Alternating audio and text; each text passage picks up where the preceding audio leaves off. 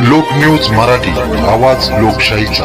विटा शहरात आरोग्य सेवेचा विश्वासार्ह आधार आदिती मल्टी स्पेशालिटी हॉस्पिटल संचलित बंडगर हॉस्पिटल विटा, महात्मा फुले जन आरोग्य योजना, आयुष्यमान भारत व बांधकाम कामगार योजनेअंतर्गत शस्त्रक्रिया आणि उपचार पूर्णपणे मोफत, हाडांवरील सर्व प्रकारचे ऑपरेशन्स, वेदना निवारणासाठी ब्लॉक इंजेक्शन, डायलिसिस, मूतखड्यावरील सर्व प्रकारचे ऑपरेशन व उपचार, जनरल सर्जरी, अपेंडिक्स, हर्निया, मूळव्याधवरील ऑपरेशन व उपचार पूर्णपणे मोफत। सावरकर नगर, खानापूर रोड, विटा। संपर्क आपल्या स्क्रीनवर। बलवडी येथील नागरिकांसाठी अत्यंत महत्त्वाची बातमी। सांगली जिल्हा मध्यवर्ती बँकेच्या नवीन शाखेचा शुभारंभ आज उत्साहात पार पडला।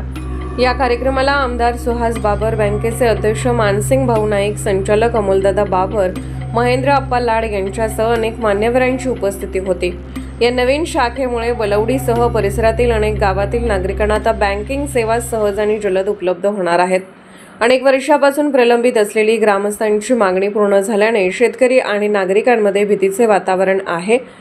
उद्घाटन प्रसंगी मान्यवरांनी ग्रामीण भागाच्या आर्थिक विकासासाठी अशा शाखांचे महत्त्व अधोरेखित करत नागरिकांनी बँकेच्या विविध सेवांचा लाभ घ्यावा असे आवाहन केले। यावेळी बोलताना आमदार सुहास बाबर यांनी सांगितले की या शाखेमुळे शेतकरी, व्यापारी आणि सर्वसामान्य नागरिकांना मोठा दिलासा मिळणार आहे। तसेच सांगली जिल्हा मध्यवर्ती बँक शेतकरी उन्नतीसाठी सातत्याने कार्यरत असल्याचे त्यांनी नमूद केले। या कार्यक्रमाला स्थानिक पदाधिकारी आणि नागरिक मोठ्या संख्येने उपस्थित होते।